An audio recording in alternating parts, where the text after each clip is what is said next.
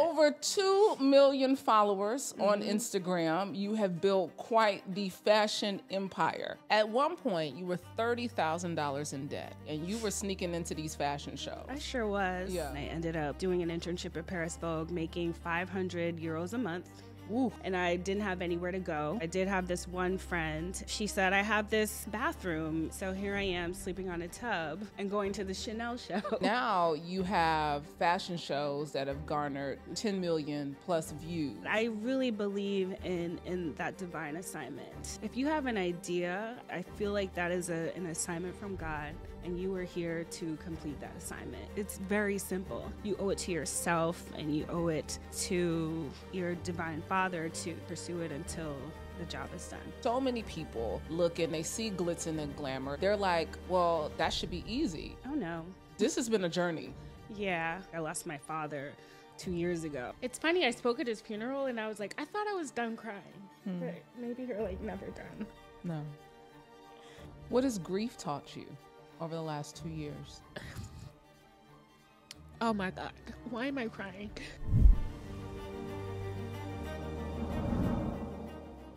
Welcome to Vault Empowers Talks, where we don't just scratch the surface, we dive deep into the lives of some of the world's most influential change makers. I'm your host, Brandi Harvey. But before I introduce my guest for today, I need you to go ahead and do me a favor. I need you to hit that subscribe button so you don't miss your daily dose of inspiration and motivation.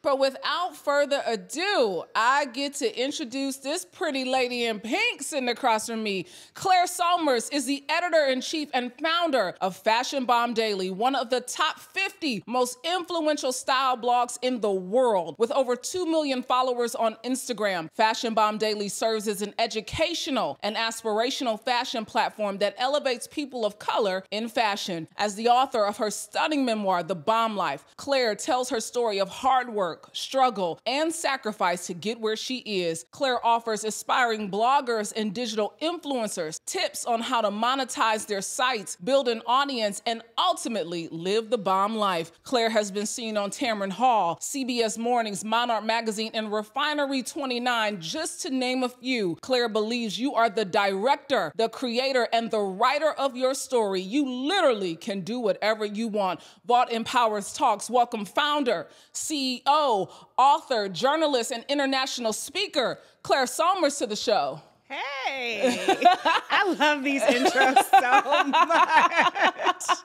That's a good thing. Thank you. Thank you so much for having me. I am so happy. Look, you were supposed to come on the show before. Yes, I was. And we had a little glitch in the matrix. Yes, we did. But look at God. Here we are again. I believe all things in divine timing. So this is the right time for you to be here. So thank you for joining me. Thank you for having me. This is so beautiful. Thank you. Love it. Over 2 million followers on Instagram. You have built quite the fashion empire. Yeah. I need you to tell the folks how you did it, because 2005 to 2009, 2010, baby, you had you a journey. Yes, I did. So always loved fashion, always loved to shop. Actually just passed by one of my favorite malls, Perimeter Mall.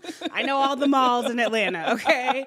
But really wanted to work in media and entertainment, went to Harvard, was trying to find my way, trying to find different jobs, got rejection letter after rejection letter. Actually, my first internship was at Upscale Magazine here in Atlanta. Wow. I wanted to write politics initially because I thought I was so smart that I needed to report on serious issues. And they only had an opening in the fashion department. Wow. And I loved it. Started off writing captions. By the end of my internship, I was writing cover stories. So I was like, this is what I want to do.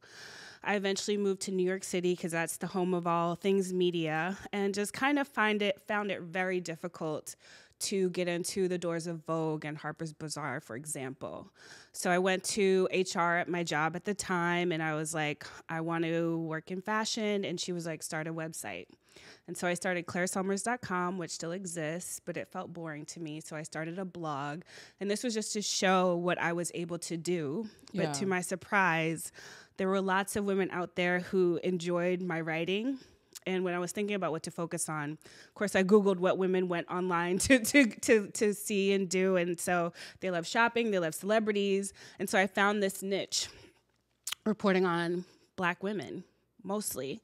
I mean, now our site is obviously more diverse, but at the time it was Beyonce, it was Kim Kardashian, it was the wives of rappers and basketball players, women who in our culture, we look at their style, we're inspired by them. Yeah. But would Vogue ever cover them? Would Vogue ever cover, I think at the time it was Alexis Pfeiffer that Kanye West was dating. We were covering women like her. Wow. Or even now women like Jada Cheeves. People are like, well, who is she and what does she do? And it's like, okay, well, she has this affiliation and she's also dope and she also has great style. And so we created a platform to highlight these women who I think are so often overlooked, sometimes undervalued, but are so valuable to us in our culture. I mean, can you imagine back when I first started, Beyonce was being told that she couldn't be on the cover of Vogue because she wouldn't sell magazines? Yeah.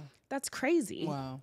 You know, and so we've been able to witness this wonderful evolution of the industry, this wonderful evolution of people starting to embrace the trendsetters and image makers and everything that we are as Black people. Yeah. So I love that your story, you know, it is not one note.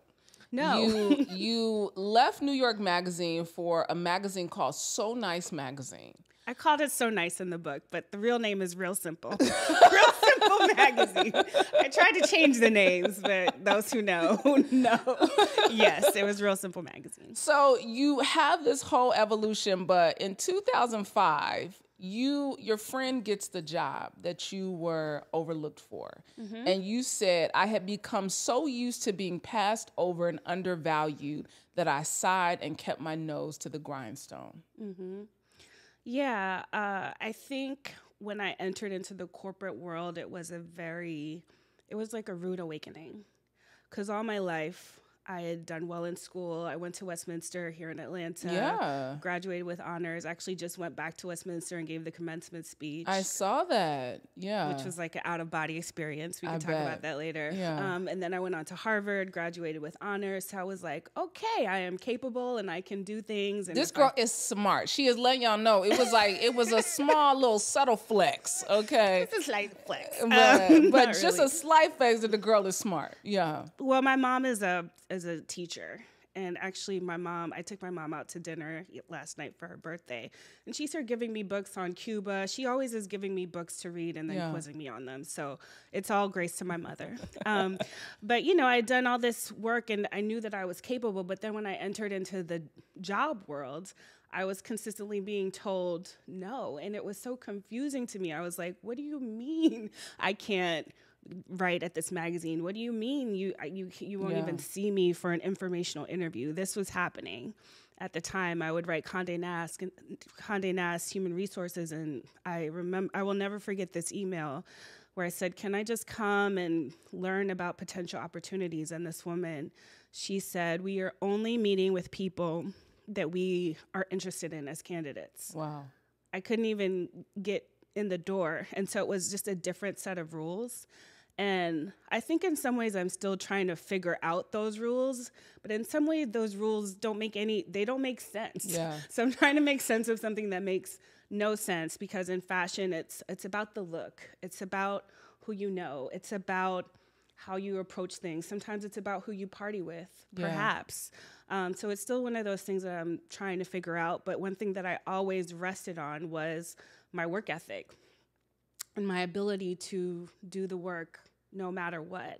Now I'm so blessed to have an amazing team that helps me do the work. But I'll be completely honest, you know, when I was getting my makeup done, my makeup artist was yelling at me because I was trying to post about the CFDA Awards while I'm getting my makeup done. And, you know, at every stoplight, I'm like, okay, can I post this? You know, because we're working around the clock, still adhering to that work ethic. And I think that work ethic has been really key to our success. Just people knowing whenever there's a red carpet, we're going to try to have every single look. When Beyonce steps out, you're going to know who she's wearing and how much it costs and where you can buy it. Yeah. And just that dedication and that hard work brought me this far. But when I was working at various magazines, that it was helpful, I would say, but it wasn't everything. Yeah. And I had that rude awakening at my first magazine job, and that's when I started Fashion Bomb Daily and stepped out on faith, said no to fear, said no to, ignored every single rejection and every single no I had heard. And I told myself, yes, God told me, yes, push forward in this direction. Yeah. Go this way. It's the work ethic. It's the fearlessness, because you took a page out of Kamora Lee Simmons' book, Fabulosity, and you were sneaking into these fashion shows. I sure was. Yeah. Yeah, don't try this at home, children. Of course, the dork that I am, I was like, okay, let me find books to read where I can figure out a way in. Yeah. And at the time, Kamora Lee Simmons, she was and still is extremely iconic. Yeah, absolutely. And so I was like, okay, she published this book, and she was like, just gate crash. If you don't have an invitation, just gate crash. And now I see on TikTok, there are young girls that are like, come with me as I crash this show. Wow. Like, obviously people still do it. Yeah. But at the time, that was my only way in. And so when I first started with Fashion Week, the only shows that I was really interested in were shows with Black designers or women of color. And so it was Kamora Lee Simmons, The Baby Fat Show, and Tracy Reese. Wow. And I just remember just me and my friend Carlos, we figured it out. We figured out a way in there. We slid into some seats. We prayed security wouldn't carry us away. Yeah. And, I was in there. I wish I could still find these videos. I'm going to find these videos.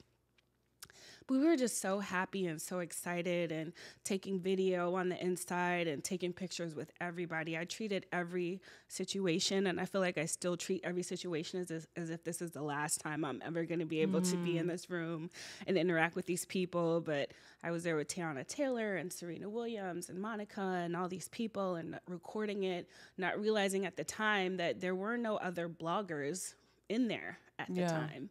And so because we had this exclusive, the big blogs at the time, which were Concrete Loop, Young Black and Fabulous, Cake and Ice Cream, they would link back to us. And be like, hey, look what's happening at the Baby Fat Show. And that's how we started to build our readership, was through having these exclusive opportunities. I mean, you just named all the old school blogs. Yeah. The old school blogs where when you list them now, people are like, I know some of my team over here is probably like what?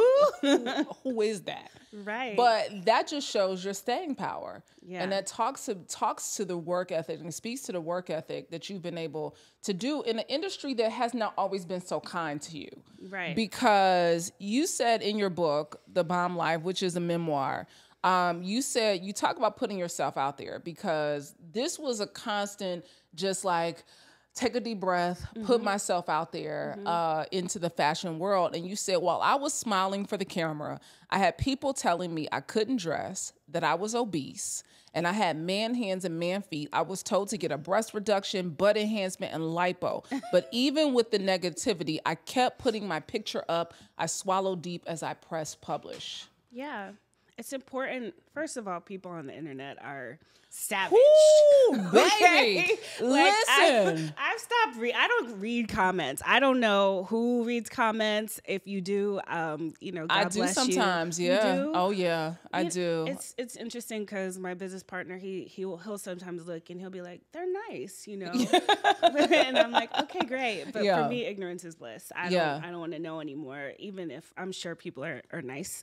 But back in the day when people had a little bit more anonymity, it might have just been one person who came back, commenting with a different name, but people were very, very harsh. But I knew the reason I started to put myself out there, I never wanted to be the face of my business, but I noticed that there were bloggers who were getting opportunities to go to fashion shows and had all these different opportunities because they were the faces of their brands. And I knew that we had the same readership, we had the same following, there just wasn't a face to it.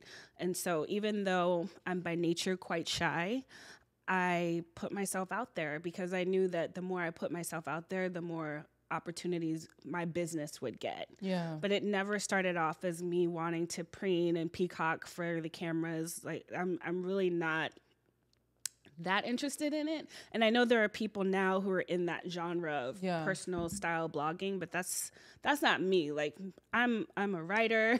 I love fashion. I'm a fashion enthusiast. I majored in French and African American studies, but the African American studies part comes in where I'm documenting our fashion and style for now, while also providing people some context. We used to do a Black History Month series, but providing some context on those who came before us. Yeah.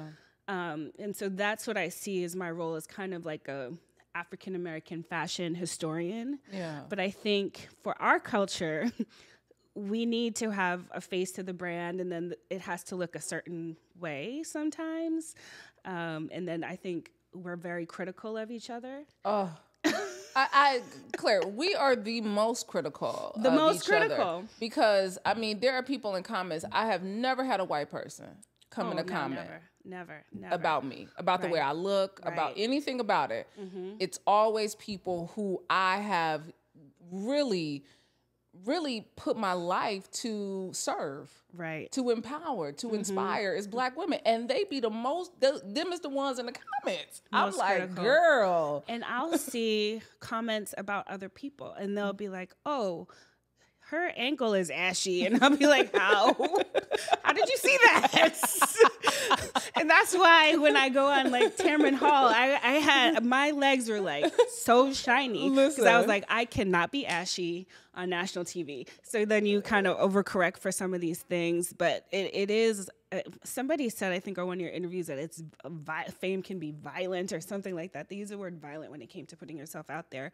But I will put myself out there in order to help enhance the brand, improve the business. And luckily for me, now Claire Sulmers is its own separate business where I speak on panels, I do consultations, I'm writing books, we have convos with Claire, our brunch series that's coming out again next year. So now the Claire Sulmers brand helps to fuel or works in tandem with the Fashion Bomb Daily brand, but it was never my intention from the beginning. Because now your brand has really spawned into inclusion outside of just showing Black people in fashion and showing them in these high fashion arenas, but also body positivity has become a real marker of yours because of your own struggles in front of the camera of people being so cruel to you. Yeah, and somebody called 2020 a time where people were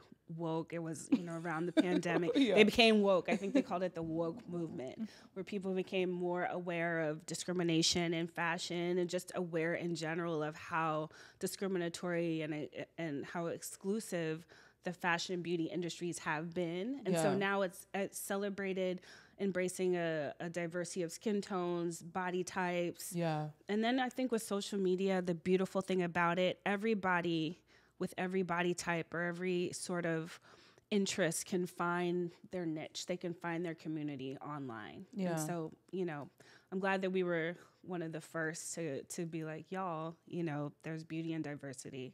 So, yeah. I mean, now you have fashion shows that have garnered 10 million plus views. Mm-hmm. And in a world where when you started, you didn't really see yourself, and now you've become the marker of where people go to find themselves online.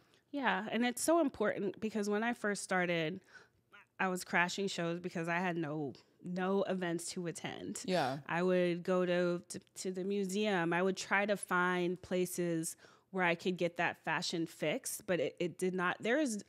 I don't think there is much in the fashion industry that is consumer facing where somebody can come to a fashion show and experience that during New York Fashion Week. Everything about Fashion Week is invite only, press, buyers, celebrities. The everyday person, even if they really wanted to, I don't think they could. And so for me, what I'm trying to do is to create what didn't exist when I was coming up. Like, what would that young Claire want? What would she need if she was coming to New York for Fashion Week? And so that's why I created the Bomb Fashion Show. And also with the Bomb Fashion Show, we have people who are, first-time designers showing at New York Fashion Week, women who have never modeled before are now modeling, so really creating opportunities and space for everybody. Yeah. Yeah. I mean, you have, with this brand of Fashion Bomb Daily, over the last almost 20 years. Almost 20 years, y'all. Almost 20 years that you've been doing this. Mm-hmm. It has evolved from more than just a blog to now you have a shop. Mm-hmm. This is where people can find the fashions that you guys are posting on your social. What is that advice that you would give to a woman who's looking, a woman or a man that's looking to you and say, wait, I want to do what you've done? What's that first step? The first step is having faith in God, having faith in yourself and your ideas and your divine assignment. Yeah. Not being afraid to just do it. Yeah. Even if you fall on your face, even if it's imperfect, even if you get some complaints, continue to perfect and get better and better. Always to set good and high intentions. But I really believe in that divine assignment. And it's something that I speak about all the time, where if you have an idea, I feel like that is an assignment from God, and you are here to complete that assignment. Yeah. And it's very simple. And I think the world can discourage you all the time from doing it. It could be that comment that's like, you're ashy, or whatever the comment is. It could be that troll. It could even sometimes be a family member like, what are you doing? But I just think that you owe it to yourself, and you owe it to your divine Father to just pursue this vision and pursue it until the job is done. Pursue it until the job is done. At one point, you were $30,000 in debt. Yeah. The ceiling literally came crashing down on you in Paris. Yep. You were going there to pursue these dreams of fashion, and you were teaching English 2 hours outside of Paris. I want you to talk about the grit, the determination, and the sacrifice that it takes to build a brand, because so many people look and they see glitz and glamour. They see 2.whatever million followers that you have that are constantly growing. Yeah. And they're like, well, that should be easy. But you're like, oh no, this has been a journey. Yeah. So I quit real simple. I moved to Paris. Moving to Paris was one of my lifelong dreams. I knew maybe 2 people there. I had no money saved. I was in a lot of debt, but just decided that if I wanted to elevate in the fashion industry, then this was something that I had to do. And it was also like a life move. Yeah. It's something that I've always wanted to do. And I'm like, I'm in my 20s, now or never. This job is going nowhere. I keep getting overlooked for these positions. So let me try my hand and move to Paris. And I told myself, I was actually following in the footsteps of Andre Leon Talley, who at, I think around in his 20s, age 28, let's say, he was working in Paris. He was the bureau director for Women's Wear Daily. So I was like, okay, let me just follow in the steps of Andre Leon Talley. I'd written him so many letters. He never responded to me. So I was like, let me just follow in his footsteps. And so I went, and I did interview at Women's Wear Daily. I interviewed at, I think, the International Herald Tribune. Didn't get anywhere. So I was teaching English and living in this really tiny apartment with a leaking ceiling. But what happened while I was in Paris was there was a huge scandal at Paris Vogue. There was a moment where everybody in fashion was doing blackface for some reason. I think they thought it was funny, or maybe now I'm starting to think, because it happens over and over again. I'm like, they're doing this for press, maybe. Like, I don't think anything is by mistake anymore. Yeah, people know better by this time. But there was this huge scandal with Paris Vogue where they did blackface, and they painted this model, Lara Stone, in blackface. And it was on CNN. Everybody was in an uproar. And my friend was like, this is a good time for you to send your resume to Paris Vogue. They're in hot water. You can pitch yourself as this American with a background in African-American studies who could help them, figure things out so they don't do this again. And so I did write them a letter and an email, and I ended up getting an interview and eventually doing an internship at Paris Vogue, making 500 euros a month. Ooh. Ooh. Ooh. Imagine that. 500 euro a month. 500 euros a month. Yeah. Yes. And meanwhile, the apartment that I was staying in, the ceiling had fallen in, this leaking ceiling. One night I was up watching Judge Judy and snacking probably, and the ceiling just caved in, and I didn't have anywhere to go. And so I did have this one friend, and she initially offered to have me sleep on her couch, but it was too busy, too much activity in the living room. She had 3 roommates. And so she said, I have this bathroom. It has a clawfoot tub and a sink. There was no toilet in there. But she was like, we can put, and it was like literally like a tiny bathroom, like, I don't know. It just very narrow. It literally just had a tub and a sink and like a little room to move around, but it had a door that closed. Wow. And so she had these slats and a twin-size bed, and we put the slats on the bed and the twin-size mattress on top of it. And we put the slats on the tub and then the mattress on top of it. We had some sheets and some pillows, and that's where I slept. And I don't know if I was at Paris Vogue. I think I was about to start, but I was freelancing for AOL Black Voices. Ooh, we know that's old school. Come That's on, old AOL school. Black Voices. Yeah, but I think when I was asking for invitations to shows at the time, they just saw AOL. So I got great invitations to shows, and I got invited to YSL, and I got invited to the Chanel show. Yeah. And so here I am sleeping on a tub and going to the Chanel show. Yeah. That's the last time I've been to the Chanel show. I want to go to a Chanel show now that I can, afford Chanel. But I think moments like that, I was encouraged by the Chanel show because I was looking in that room full of glamorous furs and glamorous people. And I was like, somebody in this room is making money from fashion. And I'm going to find out who they are, and I'm going to follow in their footsteps. Yeah. As we know, like one of the richest men in the world is Bernard Arnault, who's head of LVMH, Louis Vuitton, Moet Hennessy. So we know that there is money in luxury.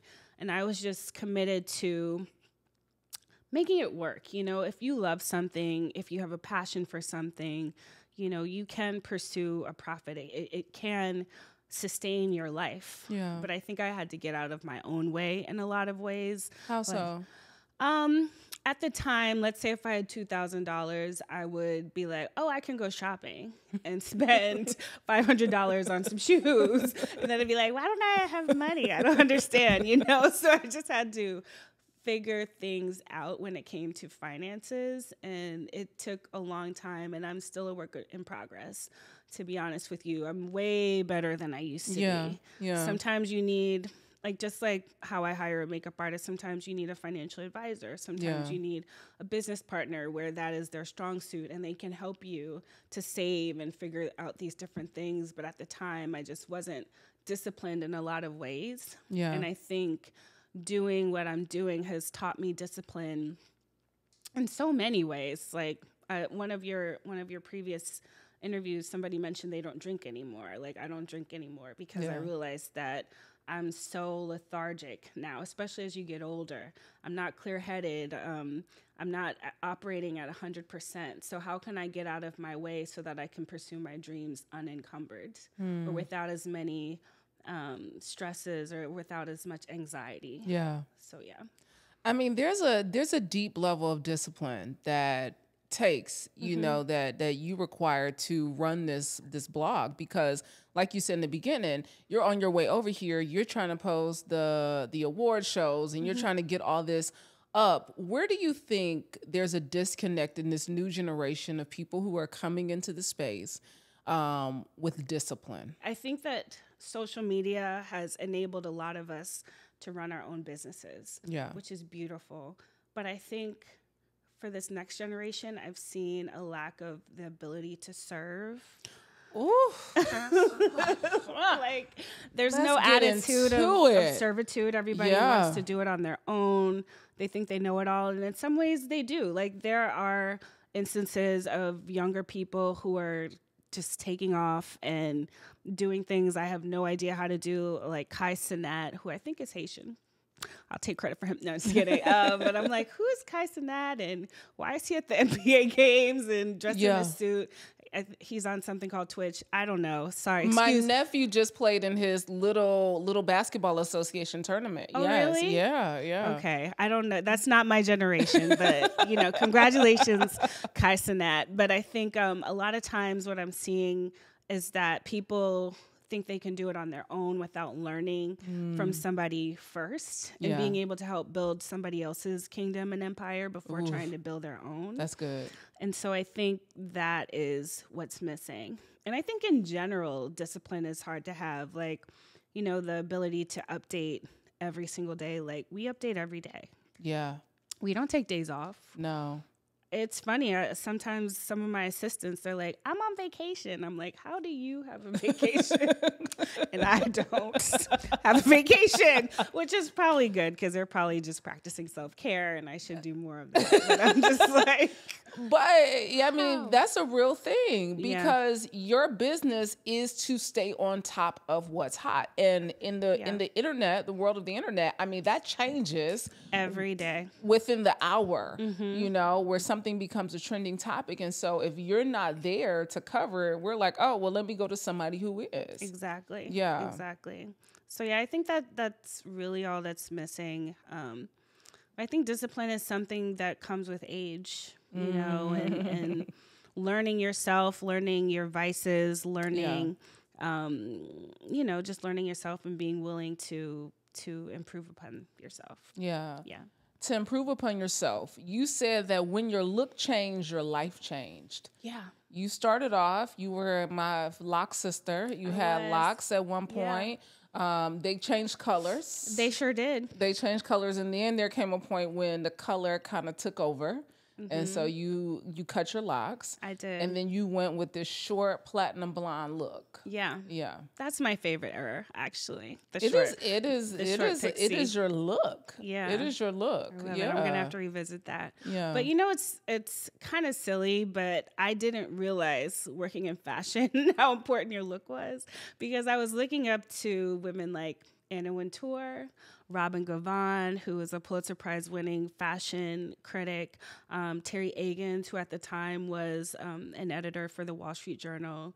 These are kind of older women, even Kathy Horan. I don't know if any of these names ring bells, but they are women who are known for being editors or writers in fashion. And if you pull up their pictures, these are not fashion plates. Yeah. They're always very well dressed, you know, tailored, but they're not giving you Law Roach or a stylist, you know what I mean? Yeah. But I think especially in the digital age and in this age of like, you know, everything is so visual, I can't just be a writer wearing a white shirt and black pants at my desk and be taken seriously. Yeah. For me, I had to start investing in myself, investing in my look, always getting my makeup done, always having my hair done, the outfit on point as much as I can. And I started to notice that opportunities started to open up for me way more than they did when I was just sitting behind my computer writing, you know, until my fingers fell off. So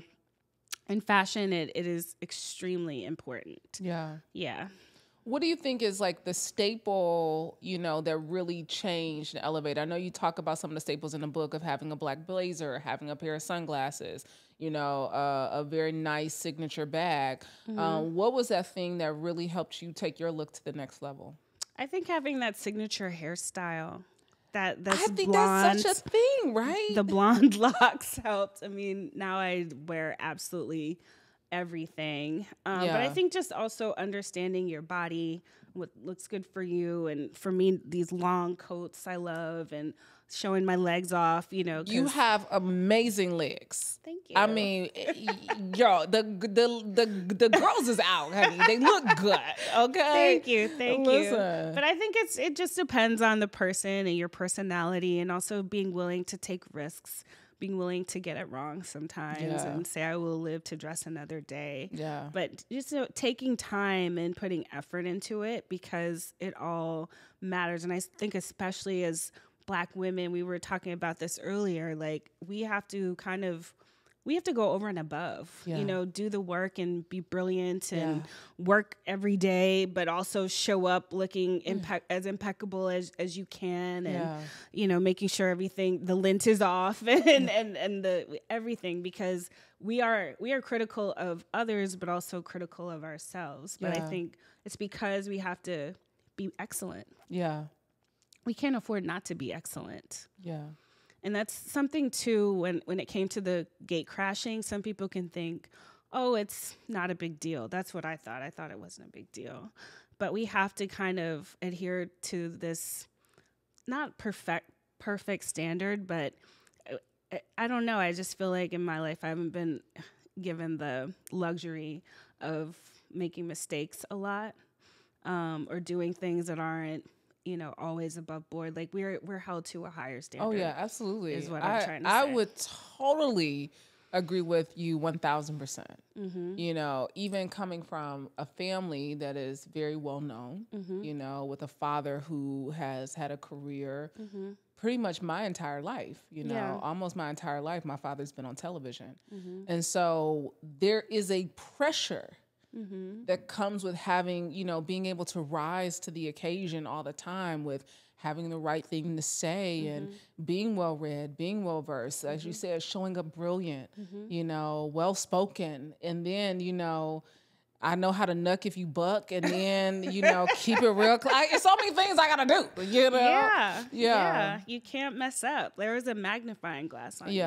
Yeah. I'm glad that I started to become a little bit more popular before Instagram. So I was like, okay, when you're out and about, I'm genuinely a nice person. I'm genuinely happy for everybody who supports Fashion Bomb Daily. So that's not an issue. But, even every time you step outside, making sure you look a certain way. It's interesting, even on the airplane. Oh, you know, like you can randomly be sitting next to, who knows? Like I've sat next to Will Packer before on the plane. T.I. was right there. And it's like, okay, you're here representing your brand. So how are you stepping outside? Absolutely. It's so important because, you come to Atlanta. Atlanta's my favorite airport in the world. I don't care because it's all the black people. So it's very black. It's very black. I got home from India a few weeks. I was so happy to get off the plane and everybody had locks and it smelled like weed on the tarmac. I said, I am home. Welcome to Atlanta. Yes. But it is that part of when you go out. You are representing so many people, so many things, so many ideas. And so that's so important. But I want to know, what was a look that you've had along the way? Because I know it's probably one that you were like, ooh, I knew I was wrong for that one. Well, that's a good question. You know what? There's a post on Fashion Bomb. I still haven't looked at the comments. I was on the Ebony Power 100 list, and I got a blue dress made by Harlem Haberdashers. No, 5001 Flavors. 5001 Flavors, they've made looks for Biggie. Like, they make custom looks for a lot of kind of big and tall men, but they also just make custom looks, period. And I always try to make an effort to wear black designers as much as I can. That's one of my missions in life. But it was this, neck to ankle long spandex dress. And I don't know, I probably look like a blueberry. I don't know. I just wasn't feeling my most confident in it. And so, but I wore it and I posted it, and there were 100 comments or something like that. I still haven't looked at one of them. Wow. Because, that was back in the day when people were mean and reporting from different IP addresses and just being like, you suck. So I was like, I'm going to leave that one alone. But I'm trying to think if there were any others. Yeah, there are many. Yeah. But we live to slay another day. You live to slay. It's all about the evolution. Day. And what I love about, the internet is you can always look back and be like, okay, you started here. Yeah. And now you're here. So we see the growth. Absolutely. Yeah. Absolutely. When you look at the evolution of your brand, where do you see it in the next 5 years? So definitely more events. We're going to bring back our Convos with Claire series. This podcast really inspires me.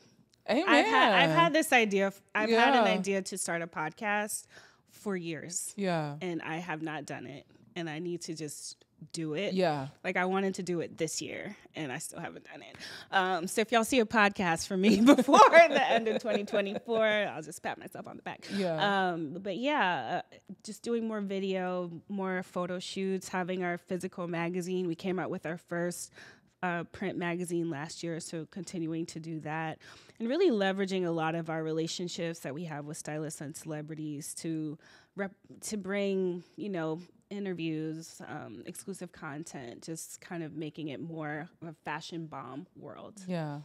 And then there's the Claire evolution. I want to have a TV show about my life, like Emily in Paris, but Claire in Paris. Yeah. It's like the broke version of Emily in Paris. The rise. The rise. Yeah. It's like you started off on a tub.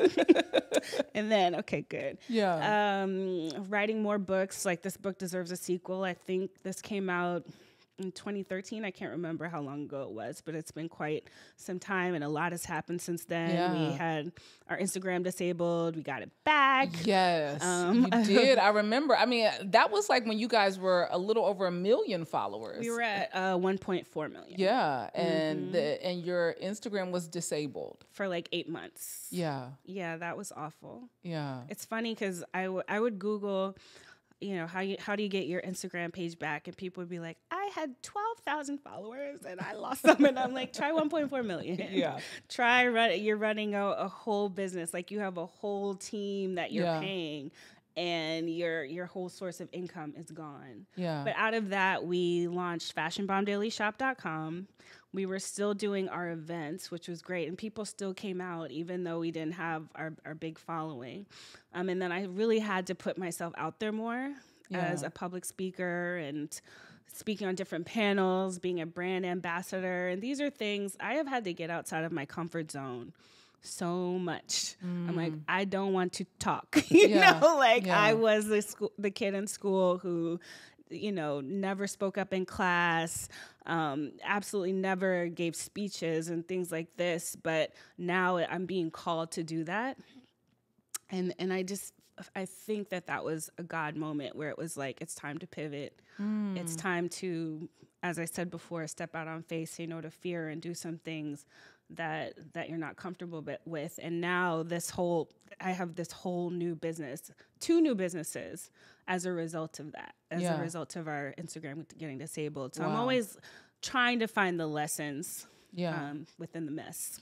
Talk about being out of your comfort zone and not being the girl who wanted to speak, and now you're delivering commencement addresses. It's wild. I mean, that's a message to any person who's listening of why it's so important to step out and get uncomfortable. Just do it. Yeah. What's the worst that can happen? Yeah. You know, just do it. And, you know, I think as you continue to do it, practice makes perfect. You get better with time. I remember the first keynote I ever gave. It was like crickets. I don't even think I knew what a keynote speech was. Okay, how long ago was this? Maybe 5 or 6 years ago. Oh, wow. I will never forget because I'm always booked for these events where it's like dynamic speakers. Yeah. And I was the keynote. And I hadn't even prepared. You know when a keynote is supposed to be, there's like a certain kind of format that a keynote speech has. And I was like, I'll just go up and tell my story. And people were just like, crickets. It was humiliating. Wow. But then after that, then I'm like, okay, let me get a speech coach. Toastmasters. I go to Toastmasters now. Oh, that is great. And just going out and doing it. When I did my commencement speech, I had all my friends come and I rented out a little space and I delivered the speech. I got feedback from them. I'm like, I'm going to get better by hook or by crook. So one of my daily goals, I write my 15 goals every day. One of them is to be an impactful public speaker. Wow. Yeah. Wait, so you write 15 goals every day? Every single day. Every day? Yeah. Write them in present tense. Write them as if they've already happened. And I write them every day. I read them in the morning and at night to just remind myself. And that also helps me to check how much progress I've made on each goal. Okay, so today, what is one of those goals that's on your list? So I always have the same goals. It's just, but one of the goals that's on my list is to be present for friends and family. And so even though I now live in LA, it was my friend's birthday. She wanted us to go to North Carolina to canvass for Kamala Harris. And so I went and I made time for that. Yeah. And then it was my mother's birthday yesterday. And I went and I took her to Atlanta Fish Market and treated her for her birthday. Yeah. So in the midst of all of the other things that I have going on, you know, it's important to nurture and maintain these relationships that you have, because when you reach this when you enjoy the different successes in your life, you want to have people there to celebrate them with you and to celebrate you. And also when it comes to my mother, like I lost my father 2 years ago, and losing your parent is a very unique pain. And so for me, I'm just like, I have to, I just have one parent left. So even if I'm traveling across the country, even if I have a million layovers, I'm going to make sure that I spend time with her, because you just never know, you know. What has grief taught you over the last 2 years? Exactly that. I mean, I'm so grateful, and I hope I think by now I won't start crying. Because there was a time when I would just cry every single time I would think about it. But I'm grateful that I saw my dad the day that he died. I was gonna go to a New Year's Eve party, and my man was like, "You should go home and see your parents." And so January 1st, I spent with my mother. January 2nd, I went to see my dad, and he was one of those people that was always having me come places early on a weekend or whatever. But I went over there, and we talked for 2 hours about everything and anything. He told me, he was a pilot for United Airlines. He told me about his favorite places to travel. I recommended books for him to read, but it was one of those times, normally when I would go visit my dad, we would watch TV together, but no, there was no TV. It was completely silent. It was me, my father, and my stepmother. And we sat and talked for 2 hours. I ate soup jumeau, and somebody was like, "Oh, that means you'll get lots of money." And I was like, "Great. I love money." No, I'm just kidding. I'm like, I need that. And we were just talking, and he was like, "Claire, tell me about this and that. Tell me about your dating life." He always loved to ask me about that. And then I ended up leaving. And I remember as he waved goodbye, I was like, "Oh, I should get a selfie with my dad." But in my mind, I was like, "Oh, I'll see him again." But 2 hours later, my sister called, and she was like, "Dad died." And I was like, wow, on the floor. But I'm grateful. I'm grateful that I was able to spend those last hours with him. And I think that just taught me, as I'm doing now, to pour into my family and make sure that I'm showing them love and appreciation. Because, life is not promised. It's not promised. What was the biggest lesson your father taught you while he was alive? Oh, wow. My dad was, he came to the United States from Haiti, not speaking any English. He learned English from, why am I crying? It's okay. Is tissue right by your... Oh, there tissue. Right there. All right. It's funny, I spoke at his funeral, and I was like, I thought I was done crying. But maybe you're, like, never done. No. Lord, help me. Anyway, he came to the United States from Haiti, not speaking the language. And he actually learned English by listening to love songs. You know what I mean? His father was an entrepreneur. My grandfather, Dalton Sealmay, he actually changed our name to Sulmers so that it would sound more American. But my grandfather was actually an entrepreneur. He owned his own furniture business. Anyway, my grandfather didn't help my father a lot when it came to him, like his studies and things like this. And my dad was always fascinated by planes. He would just sit and watch planes in the sky. But my father, he told a story of how he ate Whoppers from Burger King to save money so that he could go to flight school. And he became one of the first African-American commercial pilots in the United States. So just that, oh my God, why am I crying? It's okay. Anyway, that dedication, seeing that you have a passion and going for it, no matter what, even with limited resources, even if you can't speak the language, and actually making history. Yeah. really inspires me. And growing up, I didn't know, I honestly didn't know that much about my dad. Like, I didn't realize he was like one of the first, Black commercial pilots in the United States. But obviously when he passed away, I was able to learn a lot more of his history. But I do think that dedication, that commitment, you know, the refusal to give up no matter what. And like having a passion for something and seeing it through, you know? I think that's what my dad taught me. Because when it comes to the fashion industry, I know that it looks like we've made it, perhaps, because we have all these followers and a lot of celebrities follow us, you know, but like the CFDA Awards were last night. We weren't invited, you know. I was asked to vote in the CFDA Awards, which is an honor, but there are still a lot of doors that are closed to us. Yeah. But I know that I've done the work and I will continue to do the work until I break through those doors and I make history. That's my goal, to make history. Like my goal is also to inspire young Black girls or young girls all over the world to have a passion and want to see something and show them that it is possible. So that's all. Sorry, guys. No, that is so beautiful. I feel like this is like, out of all the times that I've heard you speak, out of all the interviews that I've watched that you've done, this is the most vulnerable you have ever been. This is the most you've shared about your personal life. And so I really take it as an honor for you to share in this way.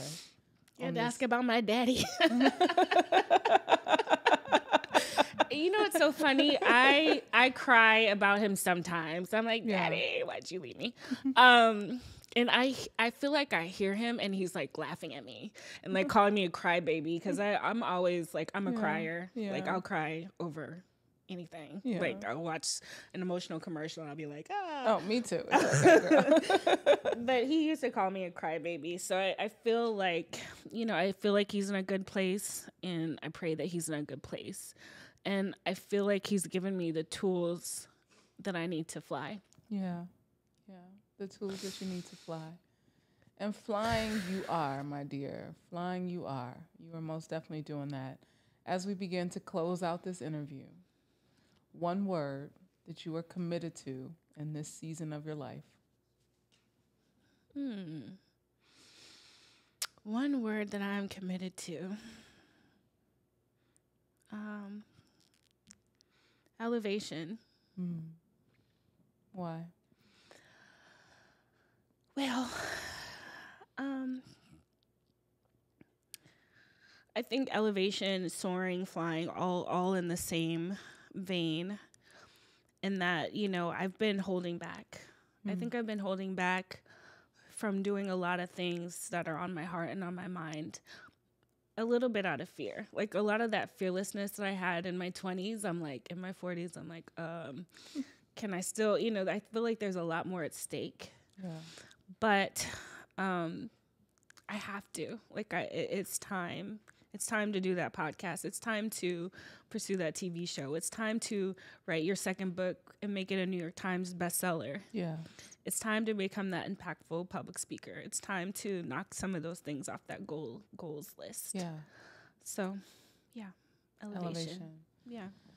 Claire Sulmers, thank you so much for joining me today on this show. I mean, to have shared space with you before, but this just feels so different in this season of your life. So thank you for sharing with me. I am so, so grateful. I know that everything that you do, you are going to elevate and soar, and that your parents will continue to be proud of you. Thank you for making us all proud. Black excellence in everything that you do. Amen. Claire Sulmers, Vault Empowers Talks, another good one for the books.